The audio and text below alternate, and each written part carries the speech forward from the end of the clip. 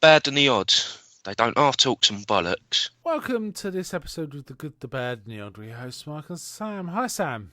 Hey. Okay, we're doing one of your picks. This time a movie you picked out of blue, which I never had any intention of watching ever, but I was game. I said, yeah, go on in.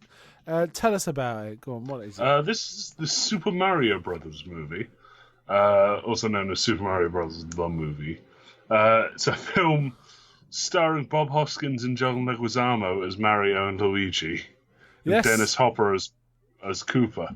So yeah, and Dennis Hopper, Bob Hoskins is always solid, and he was solid in this because he's always great, right? So that helps a lot. I also quite like John Leguizamo as well. He was very young in this. He looked young. Yeah. Who else is in it? There's also Samantha Mathis as Daisy as well. I've seen her in a few things, but we'll get to that. But Dennis Hopper, unbelievable, right? In a weird haircut. It wasn't quite cornrows, but it was close. It was very nearly. And looking remarkably like Donald Trump as well. Bizarrely. So it's this was not what I was expecting from this film. So I was pleasantly surprised when it turned into what I thought it was going to be.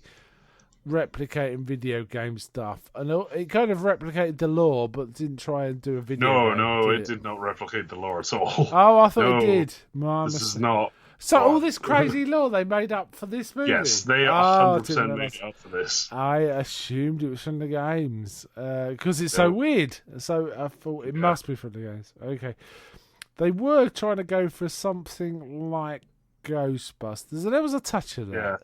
A little bit Ghostbusters. It had a lot of visual cues from Blade Runner and stuff like Judge Dredd. It also reminded me. It was before Judge Dredd, right? It also reminded me of Men in Black a little. There was a touch of that about it, and the various goofy comedies from the late 80s of various sorts. I'm trying to think. There was a bit of Evolution that came a lot later though. It was just mad. Oh, it reminded me of Hudson Hawk in tone because it was so mad and sort of a bit manic. The Bob Hoskins kept it grounded, so that kind of so the premise is the Mario Brothers are two struggling plumbers in New York. Yes. So they're running like a constantly bankrupt business. And they're constantly getting their job stolen by some bigger company called Scopelli. Scopelli, yes.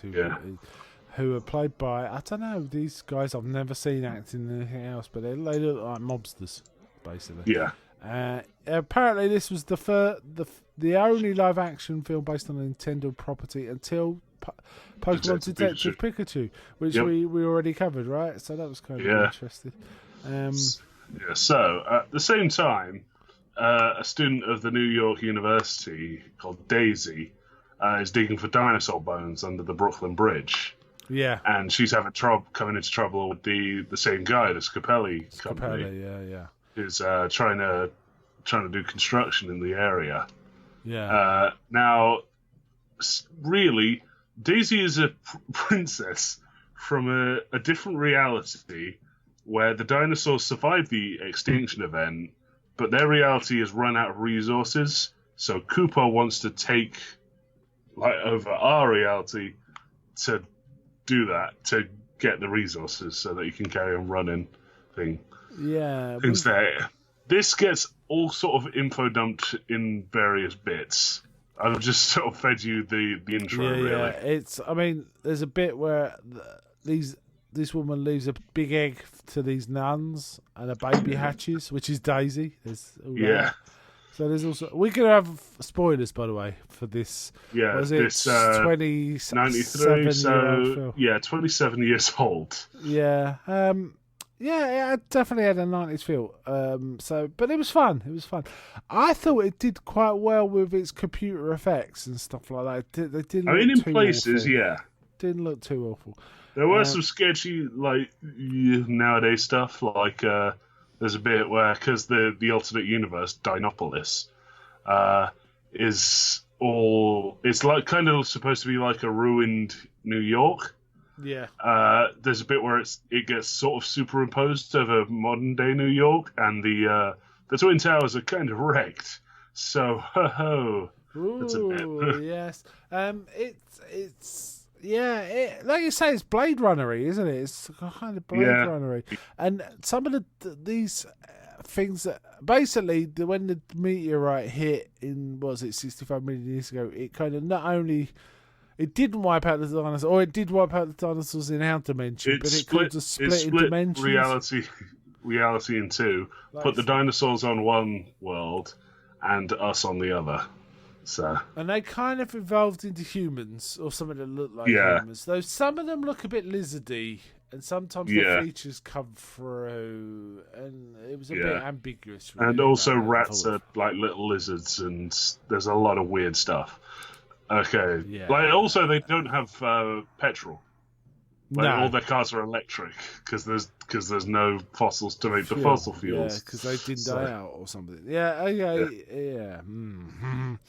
And Cooper's also got, I don't know if it's his wife or this weird woman attendant. She kind of. It's got her own agenda, hasn't she? She kind of not undermines Cooper, but kind of is playing her own game for what may be his own. It's not even that. It's like she wants to be Mrs. Cooper, but when Daisy shows up and Cooper like kind of starts putting the moves on her, she gets annoyed. So and she's kind of even though she's like a kidnapping victim, so. She has no say in it whatsoever. So she's an actress. Fiona Shaw is the name. She's been in some Harry Potter movies. She's in Harry Potter films. Is it Aunt Petunia? Aunt Petunia, yeah, that's it. I can never remember. So she's in that, but she was pretty good. We also get these two weird henchmen, bumbling Iggy and Spike, who reminded me of Lenny and Squeaky. Actually, from that TV show, if anyone's seen it, from Laverne and Shirley, they're kind of bumbling idiots, basically. Yeah, they start off as bumbling idiots. It's there's like a subplot when they're in actual New York about girls being kidnapped in Brooklyn, and these two are behind it, and they've been kidnapping girls to try and find the actual princess of Dinopolis, because she'll have a part of the meteorite that split the realities. Yeah, and if you like plug the meteorite back together, it'll put the realities back together. So it reminded me of Dark Crystal as well. There was a bit. There's also a weird musician guy who's Toad. He's supposed to be Toad, who's this little mushroom guy in the games. Yeah, but it's just a dude with a weird spiral haircut. Yeah. So. Apparently they wanted Tom Waits to play Toad, and he wasn't available, so they got this guy, Mojo Nixon. And apparently his agent pitched to them, he's like a third-rate Tom Waits for half the price, which is really encouraging, right? If your own agent sells you that way. Okay. Okay. And there's various weird adventures. There's people being plugged into de-evolutioning machines. There's a pretty funny bit where Iggy and Spike get put into the machine and they get evolved, so they're smarter. And they basically just become Rosencrantz and Guildenstern. Yeah, that was funny. They just have like weird commentary on the whole thing. Like they get rolled past Cooper. It's like, what does our benevolent dictator want to do today? Play the role of villain? It's like, it was. I'm glad that apparently other people were in the running for Mario. Dustin Hoffman, which seems bizarre. Danny DeVito. That would work, I think. And apparently both Arnold Schwarzenegger and Michael Keaton were both approached to play Cooper, which seems weird. I think Dennis Hopper's pretty good, actually. What's your thoughts? He's weirdly enthusiastic about everything. He does have that like very high profile actor in a bad movie sort of thing going for him. Do you know what I mean? He's got presence as well, isn't he? So it kind of works as Cooper, and he wasn't particularly a massive bad guy, was he? He was kind of just doing stuff when he got peeved. It's Yeah. more like it, really. Yeah. Samantha Mathis as Daisy was pretty good. Yeah. It was kind of funny. You were saying, I haven't seen this actress in anything. Has she done anything? And it turned out you'd watched something with her in as like the one day of the main before. characters. I did. The day before, yes. Yeah, bizarrely. I also remember she was in quite a good drama with Richard E. Grant called Jack and Sarah that I remembered. And she's been in a couple of other things. I think she was in American Psycho, for example. But I don't remember specifically from that. But I do remember from Jack and Sarah. She was pretty good. Richard E. Grant's always great as well. That kind of helps. So I had a kind of I don't know, Men in Black, Hudson Hawk, hysterical kind of tone to some of this. And there were some really weird scenes that don't really work in the context of the story, but they're kind of mesmeric. Yeah. There's a bit where they're getting the Goombas, which are like these big, weird... Goombas are also supposed to be little mushroom people. Like, they just walk backwards and forwards. In this, for some reason, they're like 10-foot tall dinosaur people with really little heads. And weird expressions, too. There's a lot of weird expressions in this film. And at one point, they're kind of at the back of the room behind all these Goombas, and they get them to sort of sway in time to music, so they're kind of dancing. Which is, for no reason... And doesn't Bob Hoskins say everyone has got to dance or should dance? That was the reason. Like, everyone loves to dance. And that's the logic. And it comes back as important later. So yeah, I was trying to think if they cut a scene to explain that, and they just, I don't know. It was weird. I'm not complaining. I didn't mind it. It's just, it had nothing to do with anything. It was so strange. Yeah. Okay. So there's a lot of weird bits like. The moment they get into Dino Hatton, the bit of the meteorite gets stolen from them. So they later have to go and find what's her name, Big Bertha, this large black woman. Who Big Bertha in the Super Mario games is a fish. So they go to Big Bertha's club and it's playing Walk the Dinosaur. Everyone. It's really weird. Yeah. There's some other stuff about this. Apparently, Disney purchased the rights early on, and they insisted on certain rewrites happening while it was being filmed. Like, apparently, there were scenes where they had strippers and other kind of sexually explicit stuff. I can believe that. It's a weird thing. There's a bit where they're arrested right at the start. Well, once they get to Dino Hatton. And there's like, while they're getting interviewed, first off, we find out that their last names are Mario. So, yes, I guess it's true that their name is the Super Mario Brothers. But that makes Mario's name Mario and Luigi Mario. Yes. Yeah. Okay. But while the cop is taking this down, there's like a stripper with a boot on his shoulder, sort of thing. Yeah, so weird. So weird. It's... And we get some weird stuff where Cooper just kind of appears in New York, and I don't know. It's so weird. It's so weird. The Scapellis get just disintegrated or something, don't they? One of them gets turned into a gorilla. No, a chimpanzee. Which I think may have been like a reference to Donkey Kong. But, at the end, they end up shooting Cooper with de-evolution guns, and he turns into a T-Rex briefly, which wasn't a very good effect. And then he turned into slime. Yeah. At the same time, the former king of Dino Hatton, who was Lance Henriksen for all of the 2 seconds he was on screen, who was a fungus for most of this film. Yeah, the fungus is doing disintegrated into an actual person. So yeah, there is a running theme that they're slowly realising the fungus is somehow changing things or adapting things to its own purpose. And don't they start using the phrase "trust the fungus" when they have to jump through things and they know there's fungus in there? Trust the fungus to help save them. And it turns out it's a sentient fungus. Or it looks like bits of old latex. It's kind of disgusting, really. Yeah. What a film, eh?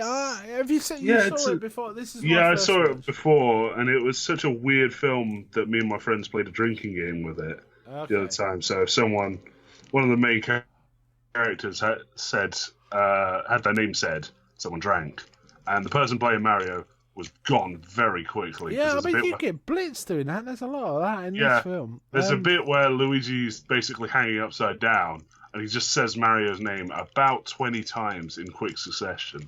So he was gone. So, like, if I remember correctly, his girlfriend wrestled him upstairs, and he just put him to bed. Yeah. So. Another film that it's similar to, and this is a better film than what I'm going to say, is Howard the Duck. It reminded me a bit of how Howard the Duck kind of works. A little, yeah.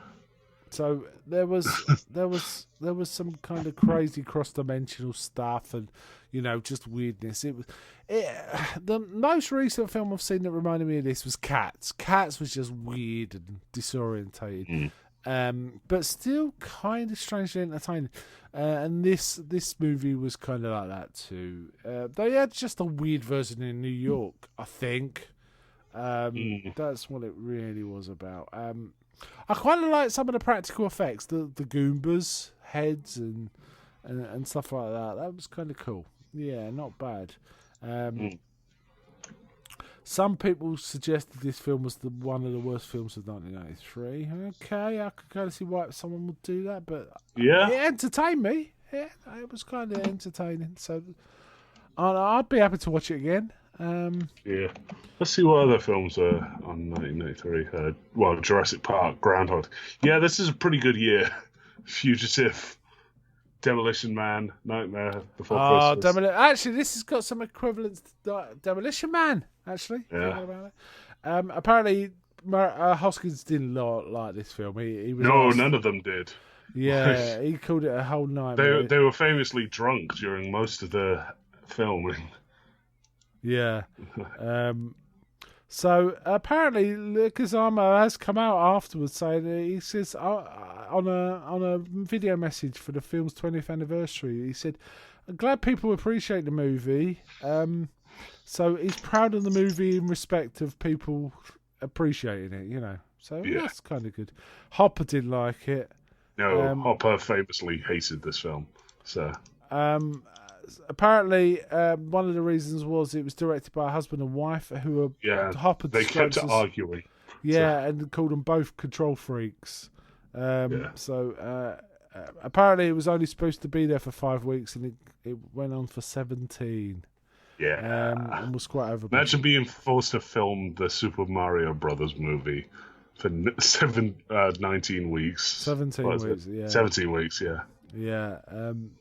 So yeah, but it kind of turned out right. It was crazy, I felt patchy, but I kind of liked it personally. So yeah, the Goombas were right. I kind of like that. It's kind of a cool effect. So, I like. So what was Patrick Tatopoulos did the effects. So that's. He's done like loads. He did the design for the '98 Godzilla. Yeah, and he's done all sorts of stuff like Alien vs Predator, Dark City. Dark City was fun. Yeah, this looked a bit like It did look a bit like Dark City, and Dark City is a really good film. He's still doing stuff. He did some of the production design for Justice League. Okay, I could definitely see a touch of Dark City within this movie. Yeah. I kind of like Iggy and Spike. And they kind of end up on Earth at the end, don't they, as well? Yeah, they end up on Earth pitching the Super Cooper cousins to some Japanese video game executives. Yeah. So I don't know what else to say about this. It's just a weird film that's it entertained me. I quite liked it. Yeah. I'm not sure it's for everyone. But I think if you've got a fairly easy-going attitude to strange film, if you just like bad films like me. So. I'm not sure it is a bad. Well, I guess it is, but bad films to me are boring films. This wasn't boring. So I don't like to call it bad. I mean, we've discussed this. Good, bad, and odd means something quite specific to us. Yeah. I'm actually wondering, should this go in the good, bad, and odd Hall of this Fame? should definitely go in Hall of Fame. It just feels like that because How long's it been since we've had a Hall of Fame entrant? Say again? How long's it been since we've had a Hall of Fame entrant? Oh, it's Shaft went in. Oh yeah. Shaft went in. Long ago, actually. Yeah, that was about 3 months ago. The thing is, the good stuff is really Hopper and Hoskins. The bad is just, it doesn't make sense. And the odd is everything else, really. So, yeah, I don't object to this going to the Hall of Good, Bad and Odd, actually. It does tick all the boxes. It's simultaneously all three at once. So it kind of makes sense, right? Yeah. Okay, let's put it in. Why not? I haven't got much else to say about this film. What about you? Did you like the music? Yes, I like Walk the Dinosaur, and they had another famous song. They had a weird version of Love is the Drug, didn't they? Yeah. I meant more the sort of like background music, because that was done by... Yeah, it was very Elfman. Alan Silvestri. Right, okay. Had this weird lilting career where he goes from doing like Back to the Future to Mac and Me. I like Mac and Me. Yeah, Mac and Me, and then Who Framed Roger Rabbit. Yeah. Very Danny Elfman to me, and it worked quite well, even though it wasn't Danny Elfman. I was kind of surprised. His like most recent famous stuff is Avengers. So, I put in my review for this in my letterbox. I said crazy and watchable, but peppered with scenes that don't make sense, but remain mesmerically drawing to you, and fun. Yeah, that's what I put. So, yeah, I kind of like this. Yeah. Good for me. I would watch it again for sure. It feels like something to watch at Christmas or something crazy like that. Yeah, so the music, like you say, was... I'll say it's a bit Elfman, but it reminded me of there was bits in it that sounded just like Pee Wee Herman's Big Adventure music, for example. But there was other stuff too. Yeah, so I like this. Okay. I think I'm done. Yeah, that's all I had to say. What'd you give it out of 10? I'd give this an easy 8. 8, okay. I'll give it a 7. I quite liked it. All right, let's wind out there. So, Super Mario Brothers, go watch it, right? If you get a chance. Why not, right? Okay. Bye from me. Bye.